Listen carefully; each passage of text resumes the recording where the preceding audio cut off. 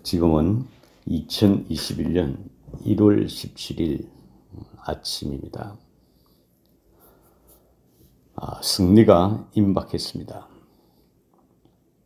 우리는 트럼프 대통령과 미 합중국이 다시 위대하게 될 것을 기도드려 왔습니다. 우리가 그 기도를 진심으로 그리고 간절히 드렸다면 이제 우리는 거듭거듭 기도드리고 금식하고 열렬히 무릎을 꿇는 것보다 이제는 승리를 선포하며 하나님을 찬양하는 것이 마땅합니다. 의인의 기도는 분명히 반드시 역사하는 힘이 많으니라고 성경은 말하고 있기 때문입니다. 승리는 언제나 하나님 편에 있습니다. 크리스천은 그렇지 않은 사람보다 착하거나 거룩한 사람이 아닙니다. 크리스천은 믿지 않는 이들보다 여러모로 더 훌륭한 사람이 아닙니다. 크리스천은 하나님이 어떤 분이신지를 아는 사람입니다. 그것이 중요한 것은 하나님을 알 때에 우리가 어떠한 사람인지를 알게 되기 때문입니다. 하나님을 믿는 사람은 그렇지 않은 이들보다 착하거나 더 훌륭한 차원의 사람이라고 말하는 것이 옳은 설명이 아닙니다. 성경은 하나님을 믿는 사람은 의인이라고 말하고 있기 때문입니다. 하나님이 죄를 알지도 못하신 이를 우리를 대신하여 죄로 삼으신 것은 우리로 하여금 그 안에서 하나님의 의가 되게 하려 하심이라. 단지 크리스천은 누구보다 더 착하고 훌륭하다는 뜻이 아니라 크리스천은 바로 하나님의 의가 된 사람들이라는 것입니다. 하나님께서 그의 아들을 죄로 여기신 것은 그를 믿는 자들로 하여금 하나님의 의가 되게 하시기 위함이었습니다. 그래서 이 땅의 크리스천들은 바로 하나님의 의가 된 것입니다. 그것은 이 땅의 크리스천들이 그들의 훌륭한 행위나 그들 삶의 거룩함으로서가 아니라 그리스도께서 그들의 죄를 위해 죽으시고 또한 하나님께서 그의 아들을 죽음에서 살리신 것을 마음으로 믿음으로 하나님의 의에 이르게 된 것입니다.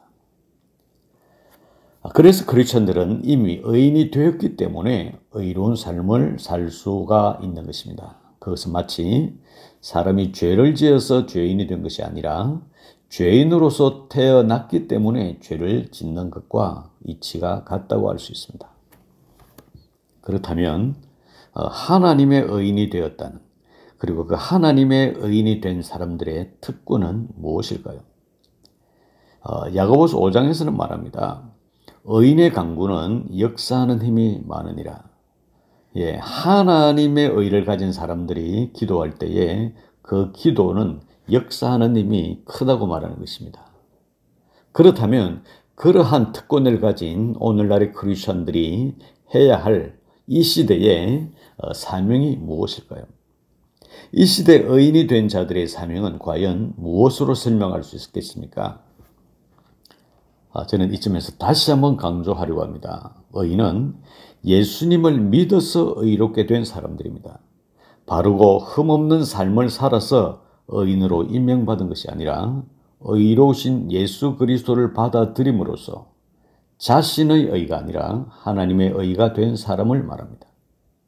의인은 자신의 의로 인하여 의롭게 살려고 발버둥치는 사람이 아니라 의인으로 새롭게 태어났기 때문에 의롭게 된 새로운 본성으로 살아가는 사람입니다. 물이 아래로 흐르듯이 새롭게 의인이 된 사람은 하나님의 의로 기울어지게 되는 것입니다. 그러므로 의인의 사명은 의로우신 하나님 편에 서는 것을 의미합니다. 그것은 자연스러운 것이며 하나님의 사람으로서 살아가는 것입니다. 우리가 문재인과 그 주위의 사람들을 반대하는 것은 그들이 거짓의 영에 조종을 받고 있기 때문입니다. 그래서 그들의 행위가 거짓되고 악한 것입니다. 저는 문재인을 대통령으로 단 한 번도 생각한 적이 없지만 그렇다고 그를 미워하는 것은 아닙니다. 오히려 그를 불쌍히 여깁니다. 조 바이든을 미 합중국의 대통령으로 받아들일 수 없는 이유는 그들이 사탄에게 속해 있어 극도로 사악하기 때문입니다. 말로 다 표현할 수 없을 만큼 그들의 사악함은 말할 수가 없습니다. 신성한 민주공화국의 특권이자 의무인 선거를 더럽힌 것은 그들이 사탄에게 속했고 그들이 사악하기 때문입니다. 미국의 59대 대통령 취임식이 며칠 남지 않았지만 조 바이든이 합법적인 대통령으로 취임되는 일은 결코 일어나지 않을 것입니다. 그것은 여러 이유가 있겠지만 그중 하나의 이유를 저는 말씀드리겠습니다. 하나님의 사람들은 바이든을 위해 기도하지 않습니다. 예수 그리스도를 믿어서 의인이 된 하나님의 사람들은 도널드 트럼프 대통령을 위해 기도하고 있기 때문입니다.